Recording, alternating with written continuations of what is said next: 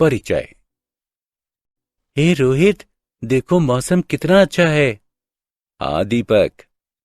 अरे रोहित, जरा इधर देखो, यहाँ पर कई सारे मेंढक जल में कूद रहे हैं। ये कहाँ से निकल आते हैं? ये बारिश के मौसम में निकल आते हैं, क्योंकि तब सूखे का कोई भय नहीं होता है। वे सांस कैसे लेते हैं? दीपक, ये एक अच्छा प्रश्न है। जल के अंदर मेंढक आंतरिक गलफड़े यानी क्लोम तथा अपनी त्वचा द्वारा श्वसन करते हैं, जबकि वायु में वे अपने फेफड़ों द्वारा श्वसन करते हैं। उनकी त्वचा श्लेष्म युक्त, चिकनी तथा सदैव नम बनी रहती है। मैं तुम्हें एक रुचिकर बात बताता हूं कि वयस्क मेंढक में पूंछ नहीं पाई जाती है तथा टैडपोल में पूंछ उपस्थित होती है। चलिए अब इसके विषय में और अधिक जानते हैं। इस अध्याय में आप जंतुओं की आकारिकी तथा शारीरिकी के विषय में जानेंगे।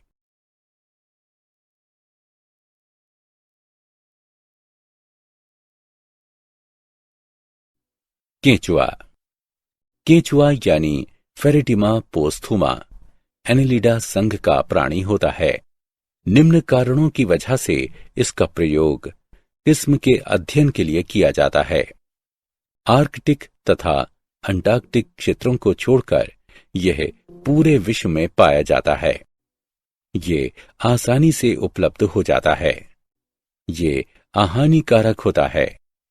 अध्ययन के लिए इसका आकार सुविधाजनक होता है। इसकी आकारिकी का भली भांति अध्ययन हो चुका है।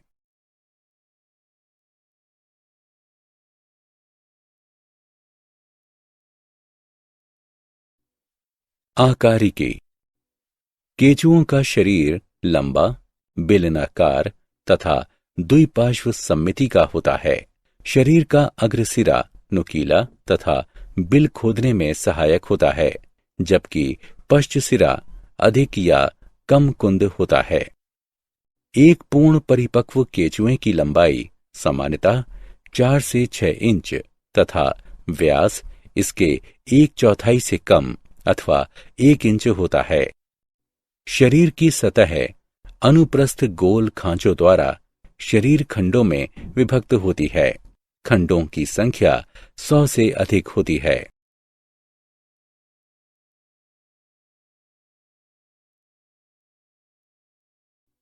प्रोमुख यानी प्रोस्टोमियम तथा परितुंड यानी पेरिस्टोमियम। केंचुए का सर पृथक नहीं होता है।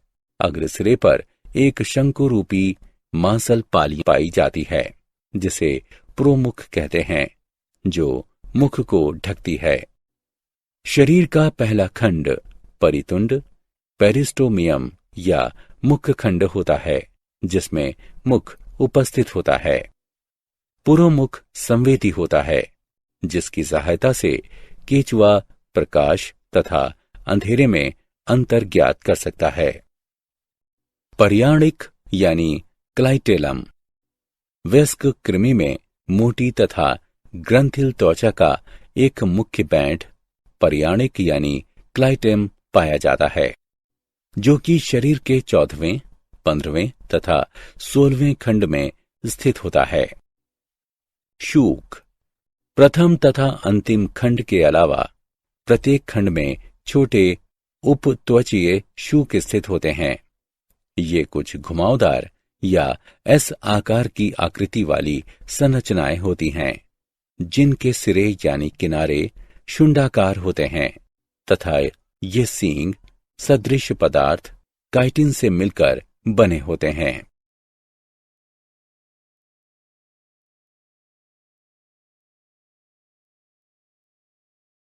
शारीरिकी। केंचुए की शरीर भित्ति पतली, मुलायम, चिकनी, भूरे रंग की तथा चमकदार होती है। उपत्वचा यानी क्यूटिकल देह भित्ति की सबसे बाह्य परत होती है। उपत्वचा यानी क्यूटिकल के नीचे कोशिकाओं की एक एकल परत पाई जाती है, जिसे बाह्य त्वचीय यानी एपिडर्मल कोशिकाएं कहते हैं। पर्याणिक यानी क्लाइटेलम के क्षेत्र में उपस्थित बाह्य त्वचा अत्यधिक मोटी तथा अति संवहनी यानी विशिष्ट होती है। पर्याणिक ग्रंथियां एल्बुमिन अंडे की सफेदी का स्रावण करती हैं, जो कि कोकून के निर्माण में भाग लेता है।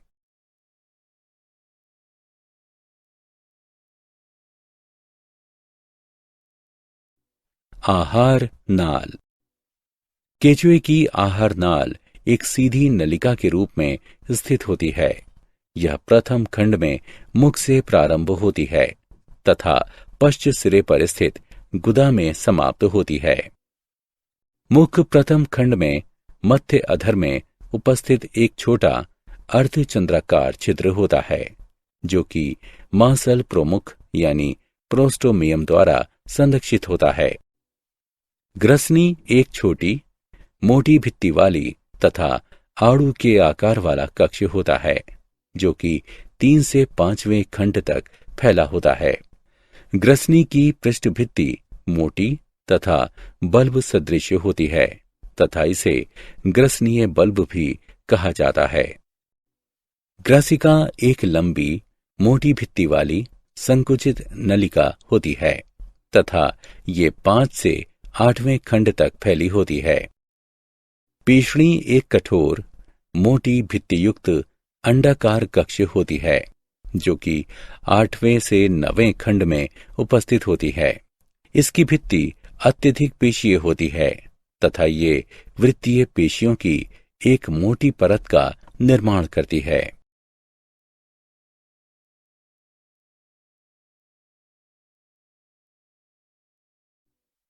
पेशणी एक लंबे नलिकादार अमाशय में समाप्त हो जाती है, जो कि 10 से 14 खंड तक फैली होती है। इसकी दीवारें अत्यधिक पेशीय तथा ग्रंथिल होती हैं तथा इसमें आंतरिक रूप से कई वलय पाए जाते हैं। आंत्र। आंत्र पतली भित्ति झुर्री युक्त बाह्य सतह वाली चौड़ी नलिका होती है, जो कि 14वें खंड के पश्चात प्रारंभ होती है। आंतरिक अस्तर में छोटे वलय पाए जाते हैं, जिन्हें अंकुर कहते हैं। ये एक अंकुर लंबा तथा सुविकसित हो जाता है तथा आंत्रवलन बनाता है, जो कि आंत्र की पृष्ठ दीवार से इसके ल्यूमेन में लटकी होती है। 15 से 26वें खंडों में स्थित आंत्र के भाग को पूर्व आंत्रवलिनी क्षेत्र कहते हैं। इसकी दीवारें संवहनी होती हैं तथा आंतरिक रूप से मुड़कर अंकुर का निर्माण करती हैं। इस भाग में कोई भी आंत्रवलन नहीं पाया जाता है। आंत्र का आंत्रवलन क्षेत्र 26वें खंड से शुरू होता है तथा लगभग 23-24 खंडों में फैला होता है। मलाशय अंत के 24 तथा 25वें खंड में स्थित होता है तथा इसमें आंत्रवलन तथा अंकुर नहीं पाए जाते हैं।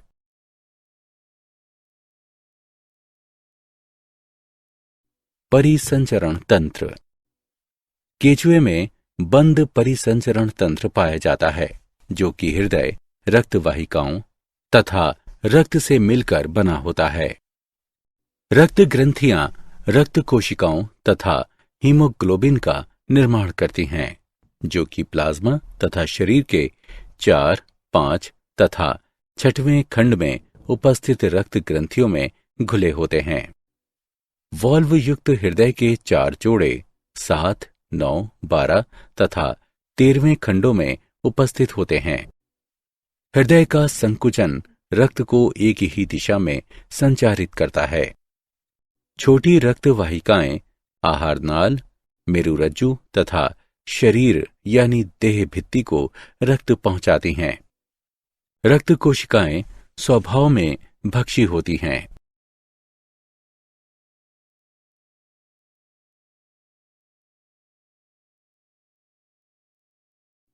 श्वसन तंत्र। इनमें केंचुओं में कोई भी विशेषीकृत श्वसन तंत्र नहीं पाया जाता है। श्वसन गैसों का विनिमय त्वचा की नमी में घुलनशील तथा शरीर भित्ति के अंतर्निहित रक्त वाहिकाओं की गैसों के मध्य होता है। ये त्वचीय श्वसन कहलाता है।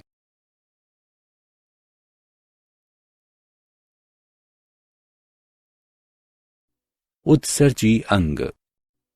एक नलिकादार उत्सर्जी अंग वृक्कक कहलाता है। ये 3 प्रकार के होते हैं: पटीय वृक्कक, अध्यावरणी वृक्कक तथा ग्रसनीय वृक्कक। पटीय वृक्कक ये फेरेटिमा के सबसे लंबे वृक्कक हैं। पटीय वृक्कक 15वें खंड के पीछे अंतरखंडीय पटों के दोनों ओर पाए जाते हैं। विशेष प्रकार का पटीय वृक्कक 3 मुख्य भागों से युक्त होता है: नेफ्रोस्टोम, शरीर तथा अंतस्थ धमनी यानी वाहिनी। अध्यावरणी वृक्कक ये वृक्कक प्रथम 2 खंडों को छोड़कर शरीर भित्ति के पूरे आंतरिक अस्तर पर प्रत्येक खंड में फैले होते हैं। ग्रसनीय वृक्कक ये 4, 5 तथा 6वें खंड में ग्रसनी तथा ग्रसिका के किसी ओर पर युग्मित गुच्छों के रूप में पाए जाते हैं। प्रत्येक गुच्छे में नेफ्रोस्टोम रहित 100 से भी अधिक कुंडलित शाखीय नलिकाएं पाई जाती हैं।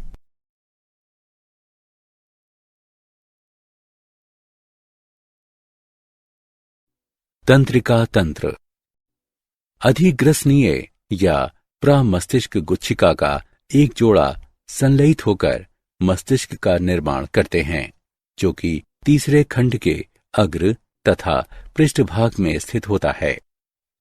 ये एक जोड़ी परिधीय ग्रसनीय की सहायता से 2 अधोग्रसनीय गुच्छिकाओं, जो कि ग्रसनी के नीचे स्थित होती हैं, उनसे जुड़ा होता है। एक दोहरा अधर मेरुरज्जु अंतिम खंड तक फैला होता है। गुच्छिकाएं मेरुरज्जु पर खंड के रूप में व्यवस्थित होती हैं।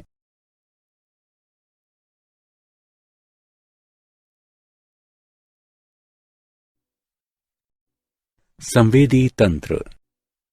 केचुए में प्रकाश और स्पर्श संवेदी अंग विकसित होते हैं, जो प्रकाश की तीव्रता के अंतर को महसूस कर सकते हैं तथा पृथ्वी के कंपन को भी महसूस कर लेते हैं। केचुए में विशेष प्रकार के रसायन संवेदी अंग होते हैं, जो कि रासायनिक उद्दीपनों के लिए प्रतिक्रिया करते हैं। ये संवेदी अंग कृमि के अग्रभाग में पाए जाते हैं।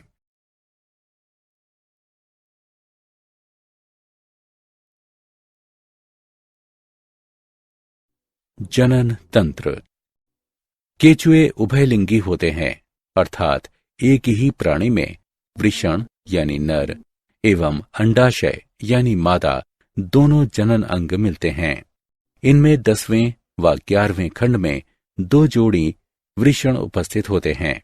प्रत्येक खंड में एक जोड़ा उपस्थित होता है। प्रत्येक वृषण वृषण कोश में बंद होता है। प्रत्येक वृषण कोश शुक्राणुय कीप में खुलता है, जो कि लंबी शुक्र वाहिका में खुलती है। 17वें से लेकर 20वें खंड तक प्रोस्टेट ग्रंथि का जोड़ा आंत्र के दोनों तरफ उपस्थित होता है। सहायक ग्रंथियों के 2 जोड़े पाए जाते हैं। 17वें तथा 19वें खंड में प्रत्येक में एक जोड़ा पाया जाता है।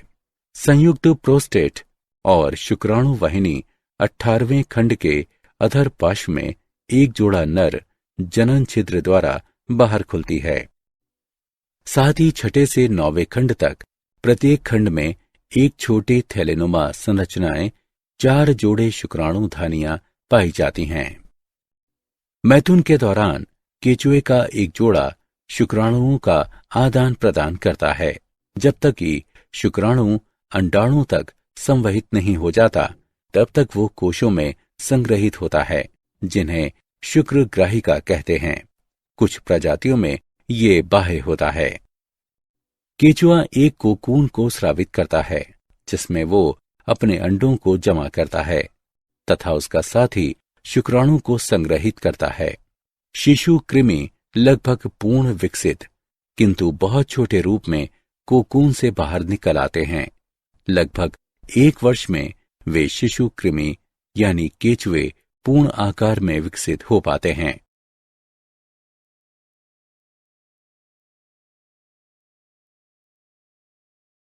कॉकरोच यानी तिलचट्टा। कॉकरोच लंबी श्रृंगिकाओं तथा पैरों वाले कीट हैं। आकारिकी। कॉकरोच यानी तिलचट्टे का शरीर मुख्यतः सिर, वक्ष तथा उदर क्षेत्र में विभाजित होता है। कॉकरोच में संवेदी श्रृंगिकाएं पाई जाती हैं, जो कि इन्हें आसपास के वातावरण का निरीक्षण करने में सहायता प्रदान करती हैं। कॉकरोच का सिर त्रिकोणीय होता है तथा ये शरीर के समकोण पर होता है। ये खंडों के संलयन से बनता है तथा लचीली गर्दन के कारण ये सभी दिशाओं में घूम सकता है। सिर पर एक जोड़ी संयुक्त नेत्र तथा एक जोड़ी श्रृंगिकाएं पाई जाती हैं, जो कि वातावरण का निरीक्षण करने में सहायता प्रदान करती हैं। इनके मुख में जबड़े पाए जाते हैं, जो कि ऊपर तथा नीचे के बजाय बराबर बराबर में गतिशील होते हैं तथा इनका बहुमुखी मुख इनके भोजन को काटने, चबाने, चाटने तथा गोदने में सहायक होता है।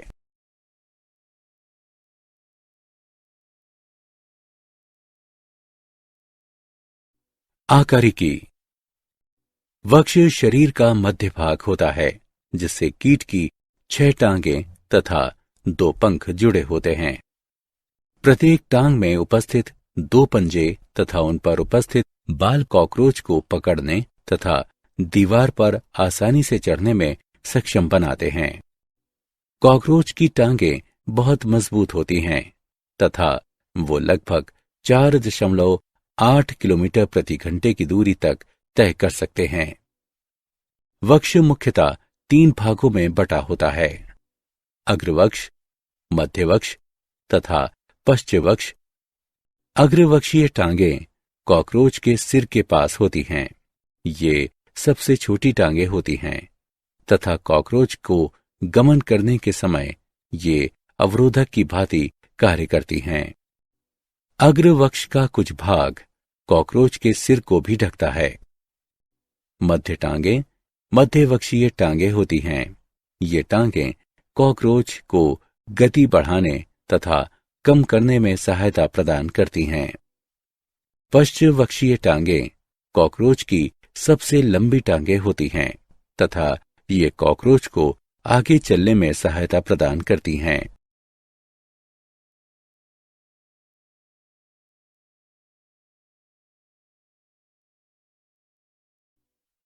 उदर। कॉकरोच यानी तिलचट्टे में खंडित उदर पाया जाता है, जिसमें आंतरिक अंग पाए जाते हैं। एक नलिकाकार हृदय रक्त को अंगों तथा ऊतकों तक पहुंचाता है। रक्त रंगहीन होता है, क्योंकि इसमें ऑक्सीजन को धारण करने के लिए हीमोग्लोबिन नहीं होता है।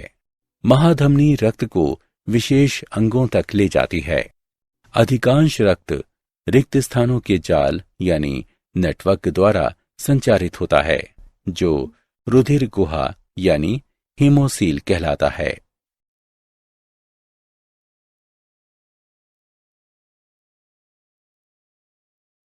शारीरिकी। आहार नाल। आहार नाल 3 भागों में विभक्त होती है: अग्रांत्र, मध्यांत्र तथा पश्चांत्र। मुख एक छोटी पेशीय ग्रसनी में खुलता है, जिससे एक सीधी और संकरी नली ग्रसिका निकलती है।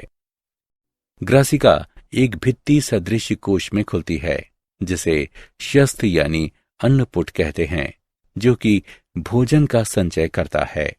इसके पास में ही ग्रंथिल जठर अथवा पीषणी उपस्थित होती है।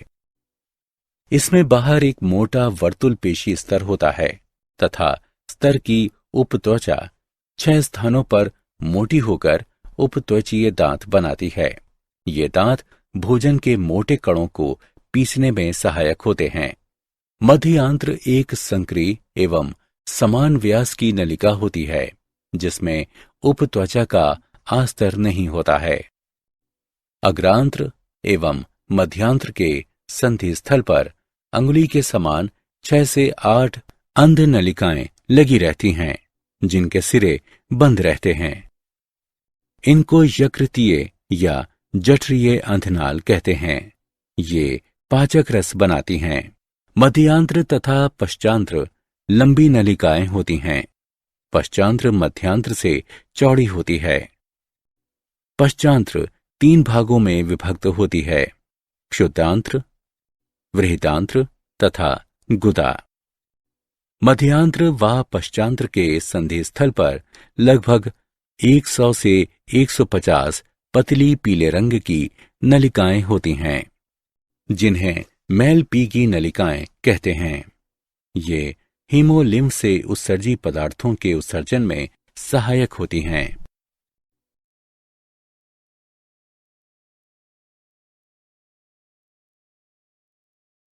परिसंचरण तंत्र।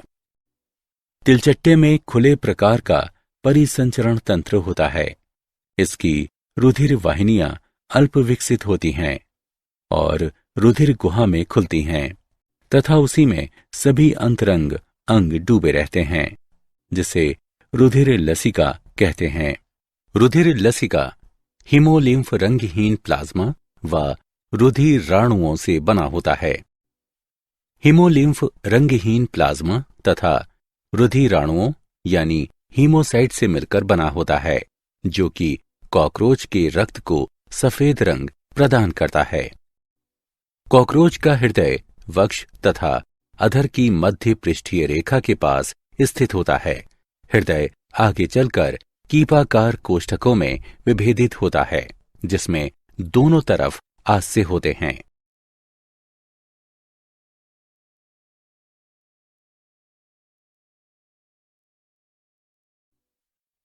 श्वसन तंत्र। कॉकरोच का श्वसन तंत्र शरीर के पार्श्व की तरफ उपस्थित होता है। इसमें 10 जोड़ी छिद्र पाए जाते हैं, जिन्हें श्वासनाल कहते हैं। श्वासनाल पुनः विभाजित होकर पतली शाखित नलिकाएं बनाता है, जिन्हें श्वास नलिकाएं कहते हैं। ये श्वास नलिकाएं वायु से ऑक्सीजन को ग्रहण करके शरीर के सभी भागों तक पहुंचाती हैं। विसरण विधि द्वारा श्वास नलिकाओं में गैसों का आदान प्रदान होता है।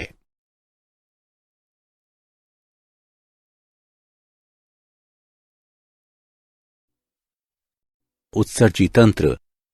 कॉकरोच में उत्सर्जन मैलपीगी नलिकाओं द्वारा होता है, जो कि आहार नाल में मध्यांत्र तथा पश्चांत्र के संयोजन पर उपस्थित होती हैं। मैलपीगी नलिकाएं ग्रंथिल तथा रोमयुक्त कोशिकाओं द्वारा आस्तरित रहती हैं, जो कि नाइट्रोजनी अपशिष्ट पदार्थों का अवशोषण करके उन्हें यूरिक अम्ल में परिवर्तित कर देती हैं। इस प्रकार का उत्सर्जी तंत्र यूरिकाम्ल उत्सर्गी कहलाता है। तंत्रिका तंत्र। कॉकरोच में तंत्रिका तंत्र एक श्रेणीबद्ध खंडीय व्यवस्थित कोशिकाओं का बना होता है, जो कि शरीर के अधर तल पर पाई जाती हैं तथा युग्मित अनुदैर्ध्य ये संयोजक से जुड़ी रहती हैं। 3 गुच्छिकाएं वक्ष क्षेत्र में तथा 6 गुच्छिकाएं उदर क्षेत्र में स्थित होती हैं। मस्तिष्क सिर के क्षेत्र में अधिग्रासिका गुच्छिका द्वारा निरूपित किया जाता है, जो कि संवेदी अंगों, श्रृंगिकाओं तथा संयुक्त नेत्रों को तंत्रिकाएं भेजता है। जनन तंत्र। कॉकरोच द्विलिंगी होता है। नर प्रजनन तंत्र में एक जोड़ी वृषण पाए जाते हैं, जहां से शुक्रवाहक नीचे की तरफ स्थित होते हैं तथा शुक्राशय द्वारा होती हुए स्खलनीय वाहिनियों में खुलते हैं। स्खलनीय वाहिनियां शुक्राणुओं को परस्पर एक बंडल में बांधे रखती हैं, जिसे शुक्राणुधर कहते हैं। शुक्राशय नर गोनोफोर में खुलता है, जो कि गुदा की अधर सतह पर उपस्थित होता है। प्रजनन सहायक ग्रंथि 6वें और 7वें उदर खंडों में उपस्थित होती है। नर युग्मन प्रवर्ध यानी गोनोफोफिस द्वारा बाह्य जनन छिद्र निरूपित होते हैं। मादा प्रजनन तंत्र में 2 बड़े आकार के अंडाशय होते हैं जो उदर के 2 से 6वें खंड में शरीर के पार्श्व पर स्थित होते हैं।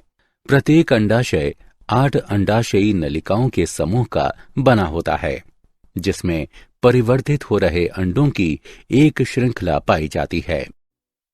ये अंडाशय एक अंडवाहिनी से जुड़े होते हैं जो कि जनन कक्ष में खुलती है। इसके अतिरिक्त 6वें खंड में एक जोड़ी शुक्राणुधानी उपस्थित होती है जो जनन कक्ष में खुलती है। मैथुन के दौरान नर कॉकरोच मादा के अंडवाहिनी में शुक्राणुओं को स्थानांतरित कर देता है। ये निषेचित अंडे एक संपुट यानी कैप्सूल में लिपटे होते हैं जिसे अंड कवच कहते हैं। फिर ये संपुट भोजन के स्रोत के निकट उपयुक्त सतह पर त्याग दिए जाते हैं। प्रत्येक अंड कवच में लगभग 14 से 16 अंडे होते हैं। इस प्रकार कॉकरोच में निषेचन, आंतरिक तथा परिवर्धन पैरामेटाबोलस होता है जो कि अर्भक अवस्था का अनुकरण करता है। मेंढक। मेंढक उभयचर होता है। ये स्वच्छ जल जैसे नालियों, तालों, तालाबों, झीलों, धीरे बहने वाली धाराओं आदि तथा जल निकायों के पास नमी वाली भूमि में भी पाया जाता है। ये जीवन की उभयचर प्रणाली के लिए निम्नलिखित अनुकूलनों को दर्शाते हैं। त्वचा श्वसन का एक मुख्य सहायक अंग है जिसके लिए ये इसे नम बनाए रखता है। जल में छलांग लगाकर शत्रुओं से स्वयं की रक्षा करते हैं। निषेचन तथा परिवर्धन जल में होते हैं। आकारिकी। मेढक का शरीर सिर तथा धड़ में विभाजित होता है। गर्दन तथा पूंछ अनुपस्थित होती हैं। त्वचा 2 भिन्न परतों, बाह्य उपत्वचा तथा आंतरिक त्वचा से बनी होती है। ये संयोजी ऊतक कोशिकाओं तथा तंतुओं, रक्तवाहिकाओं तथा कोशिकाओं, मेरु तंतुओं तथा कोमल पेशीय तंतुओं से बनी होती हैं। त्रिकोणीय आकार का सिर धड़ भाग से जुड़ा होता है। आंतरिक मुख एक विस्तृत अनुप्रस्थ छिद्र होता है। मुख के ऊपर एक जोड़ी कर्णपाली कम दूरी पर उपस्थित होते हैं। दोनों तरफ आंखों के ठीक पीछे एक वर्णक कर्णपटह यानी टिप्नेपम उपस्थित होता है। आंखें ऊपर तथा नीचे की पलकों द्वारा संरक्षित होती हैं। धड़ अग्रवक्ष तथा पश्च उदर में बटा होता है। धड़ में अग्रपादों तथा पश्चपादों का एक जोड़ा पाया जाता है। प्रत्येक अग्रपाद में निकटस्थ ऊपरी भुजा, मध्य अग्रभुजा, कलाई तथा हाथ की उंगलियां पाई जाती हैं। पश्चपाद अग्रपाद से अधिक लंबे तथा अधिक मजबूत होते हैं।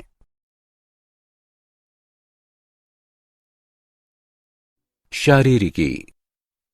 मेढक की आहार नाल निम्नलिखित भागों में विभक्त होती है। मुख तथा मुख ग्रसनीय गुहा। मेढक में मुख चौड़ा, दरार सदृश अर्धचंद्राकार द्वार होता है जो कि थूथन के सिरे पर स्थित होता है। ये टिम्पेनम की एक सतह से दूसरी सतह तक फैला हुआ है। मेढक में मुख गुहा तथा ग्रसनी परस्पर मिलकर मुख ग्रसनीय गुहा बनाती है। ग्रसनी मुख ग्रसनीय गुहा का पश्चभाग ग्रसनी को दर्शाता है। ये 2 द्वारों द्वारा छिद्रित होता है। भोजन नली के मध्य में चौड़ा तथा घुमावदार द्वार स्थित होता है।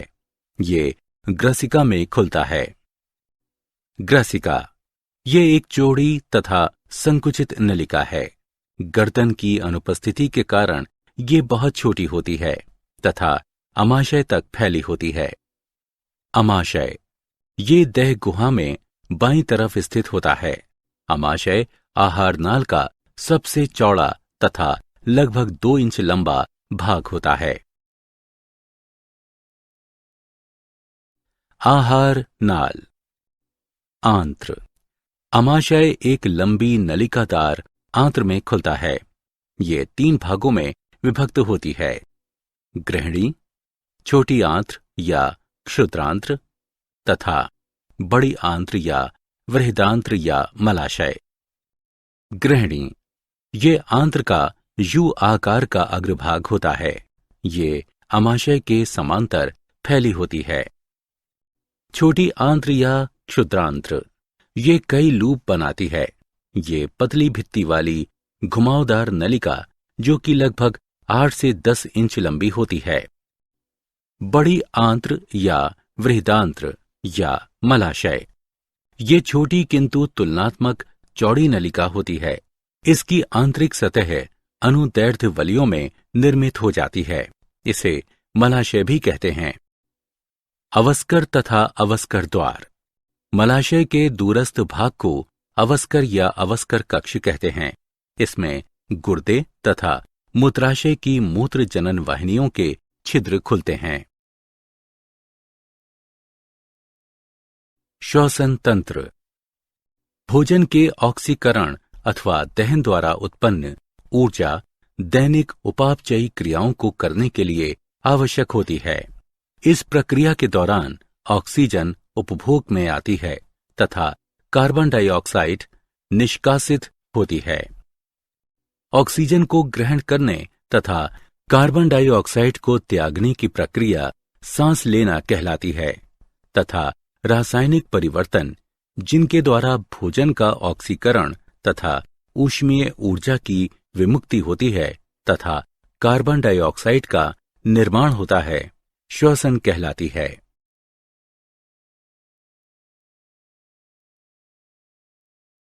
परिसंचरण तंत्र।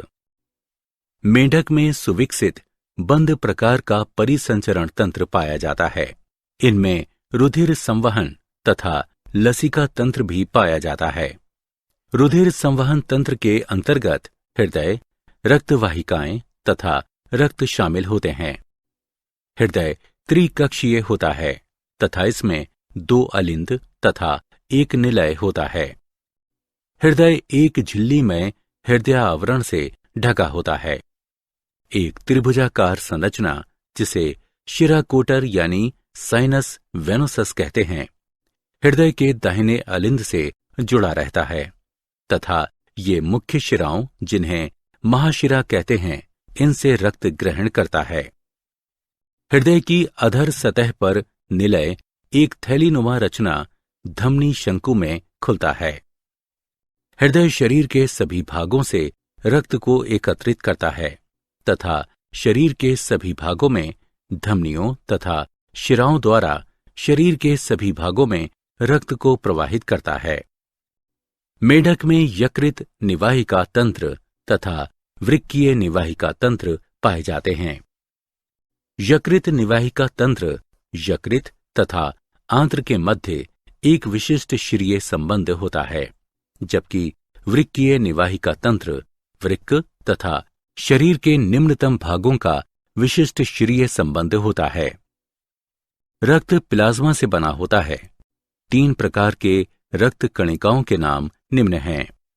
रक्ताणु, लाल रक्त कणिकाएं, श्वेताणु, श्वेत रक्त कणिकाएं, पट्टिकाणु यानी प्लेटलेट्स। रक्ताणुओं यानी लाल रक्त कणिकाओं में केंद्रक पाया जाता है तथा ऑक्सीजन तथा कार्बन डाइऑक्साइड के परिवहन के लिए इनमें एक लाल वर्णक हीमोग्लोबिन पाया जाता है। रक्त की तुलना में लसिका में कुछ प्रोटीनों, रक्ताणुओं तथा प्लेटलेट्स का अभाव होता है। उत्सर्जी तंत्र। उत्सर्जन उपापचय के परिणाम स्वरूप बनने वाले अपशिष्ट पदार्थों के उन्मूलन की वह प्रक्रिया है जिसमें हानिकारक उत्पाद शरीर से बाहर त्याग दिए जाते हैं। मेढक में वृक्क का एक जोड़ा मुख्य उत्सर्जी अंग होता है। वृक्क की सूक्ष्म संरचना कई लच्छेदार नलिकाओं की उपस्थिति को दर्शाती है, जिसे मूत्रजन नलिकाएं कहते हैं। मूत्रजन नलिकाएं शीर्ष के रूप में प्रारंभ होती हैं, जिसमें 2 भित्तियां पाई जाती हैं, जो कि ग्रंथिल उपकला की चपटी कोशिकाओं द्वारा आस्तरित होती हैं। तंत्रिका तंत्र। तंत्रिका तंत्र न्यूरॉन से बना होता है। तंत्रिका तंत्र 3 मुख्य भागों केंद्रीय तंत्रिका तंत्र, परिधीय तंत्रिका तंत्र तथा स्वायत्त तंत्रिका तंत्र से मिलकर बना होता है। शरीर में मस्तिष्क का महत्व यह है कि वह शरीर की कोशिकाओं, ऊतकों तथा अंग तंत्रों के कार्यों का समन्वय तथा नियंत्रण करता है, जिससे कि वे एक इकाई के रूप में कार्य कर सकें। मेंढक का मस्तिष्क 3 भागों अग्र मस्तिष्क, मध्य मस्तिष्क तथा पश्चिम मस्तिष्क में विभक्त होता है। अग्र मस्तिष्क में घ्राण पालियां, जुड़वां, युग्मित, प्रमस्तिष्क गोलार्ध और केवल एक अग्र मस्तिष्क पश्च होते हैं। मध्य मस्तिष्क एक जोड़ा दृक्पालियों का बना होता है। पश्चिम मस्तिष्क अनुमस्तिष्क एवं मेडुला ऑब्लांगेटा का बना होता है। जनन तंत्र। मेंढक के नर जनन अंग के अंतर्गत 1 जोड़ी वृषण, 10 से 12 जोड़ी शुक्र वाहिकाएं तथा 1 जोड़ी मूत्र जनन नलिका या मूत्र नली आते हैं। वृषण हल्के पीले रंग के अंडाकार या बेलनाकार संरचना वाले होते हैं, जो कि लंबाई में 1 इंच के होते हैं। अग्र सिरे पर ये वृक्क की अधर सतह से पेरिटोनियम के वलय, जिसे मेजोरकियम कहते हैं, इसके द्वारा जुड़े रहते हैं। प्रत्येक वृषण से 1 दर्जन शुक्र वाहिकाएं निकलती हैं, जो कि वृषण से शुक्राणुओं का वहन करती हैं। मूत्र नली बाह्य जनन उत्पादों को शरीर से बाहर निकालती हैं, इसलिए ये मूत्र जनन नलिकाएं भी कहलाती हैं। मादा जनन तंत्र। मेंढक के मादा जनन अंग में 1 जोड़ी अंडाशय, 1 जोड़ी अंडवाहिनियां तथा 1 जोड़ी मूत्रवाहिनी होते हैं। अंडाशय की जोड़ी देह गुहा के पश्चभाग में स्थित होती है तथा पेरिटोनियम के एक दोहरे वलय, जिसे मेजोवेरियम कहते हैं, इसके द्वारा पृष्ठ देह भित्ति तथा वृक्क की बाहरी सतह से जुड़ी होती है। अंडाशय में कई पालियां पाई जाती हैं, जिनमें से प्रत्येक जनन उपकला से आस्तारित होती है। अंडवाहिनियां 2 बहुत लंबी तथा मोटी भित्तियों वाली घुमावदार नलिकाएं होती हैं। अंडवाहिनी 3 क्षेत्रों में विभक्त होती है। अंडवाहिनीय कीप। ये अंडवाहिनी का कीपाकार सबसे आगे वाला भाग है, जो कि चौड़े अंडवाहिनीय द्वार या आशय द्वारा देह गुहा से संचारण करता है। मध्य कुंडलित भाग। अंडवाहिनी का मध्य भाग लंबा, संकरा तथा अत्यधिक कुंडलित होता है। गर्भाशय। अंडवाहिनी का पश्चभाग पुनः चौड़ा होकर गर्भाशय अंडकोश का निर्माण करता है। मेढक में निषेचन बाह्य होता है। क्या आप जानते हैं, सर जॉन बी गुरडोन द्वारा केंद्रक प्रत्यारोपण यानी ट्रांसप्लांट तथा कोशिका विभेदन। मेढक की आंत्र में से एक कोशिका का केंद्रक मेढक के अंड में प्रत्यारोपित किया जाता है, जो कि एक सामान्य मेढक को जन्म देता है। यह प्रयोग भ्रूणीय विकास के दौरान जीन्स के नियंत्रण के अध्ययन में सहायता करता है। सारांश। आइए हमने जो कुछ सीखा है उसे संक्षेप में दोहराएं। केचुए का शरीर लंबा, बेलनाकार तथा द्विपार्श्वीय सममिति वाला होता है। केचुए में सिर पृथक नहीं होता है तथा प्रथम तथा अंतिम को छोड़कर केचुए का प्रत्येक खंड में छोटे शूक उपस्थित होते हैं। केंचुए की आहार नाल प्रथम खंड में मुख से प्रारंभ होकर पश्च सिरे पर स्थित गुदा पर जाकर समाप्त होती है। केंचुए में बंद प्रकार का परिसंचरण तंत्र पाया जाता है। केंचुए में कोई भी विशेष प्रकार का श्वसन तंत्र नहीं होता है। केंचुए में प्रकाश और स्पर्श संवेदी अंग विकसित होते हैं, जो प्रकाश की तीव्रता के अंतर को महसूस कर सकते हैं तथा पृथ्वी के कंपन को भी महसूस कर लेते हैं। केंचुए उभयलिंगी होते हैं, अर्थात एक ही प्राणी में वृषण यानी नर एवं अंडाशय यानी मादा दोनों जनन अंग मिलते हैं।